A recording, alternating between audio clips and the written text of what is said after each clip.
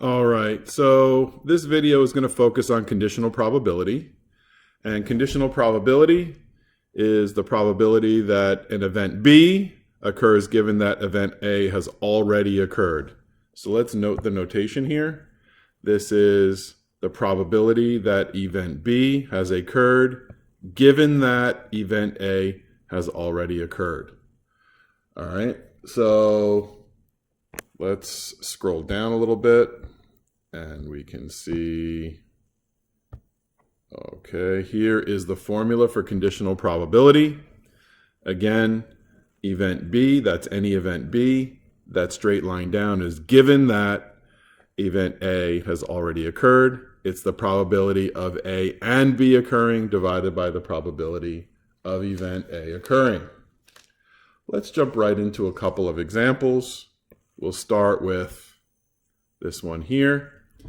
A recent survey asked 100 people if they thought women in the armed forces should be permitted in combat. All right, well, we asked men and women, so we asked 50 men and 50 women. 32 said yes, 18 said no for men, 8 women said yes, 42 said no. So in total, we had 40 yeses and 60 no's. All right, so part A says, find the probability that the respondent answered yes, given the respondent was a female. So we want to know the probability that the respondent answered yes, given that the respondent was female. All right, so in order to do that, I need to know the probability of female and yes over the probability of female. So if we look at this, female and yes was 8, right? Out of a total of 100 people asked. So that's 8 over 100 divided by the probability of female, which was 50 out of a total of 100 people.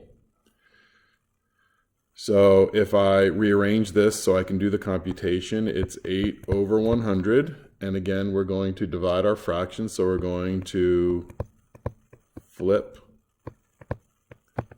So we wind up with 8 over 50, and that is 4 out of 25. All right, so the next we want to know is the respondent was male, given that they said no. So I'm going to scroll up a little bit. There we go. That the respondent was male, given that they said no. So let's scroll back to our data.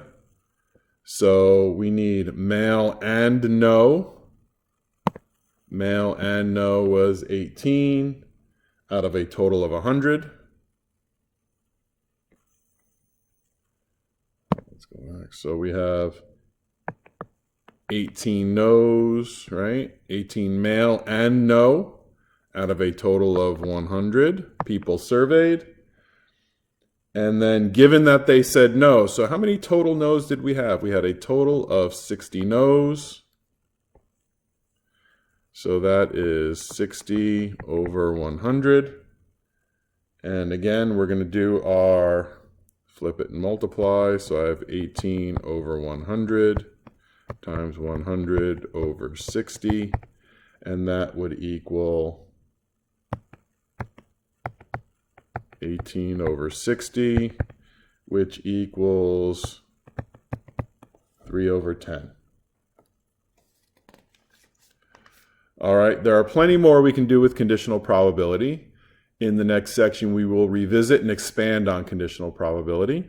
So at this point, I encourage you to practice, and I'll see you next time.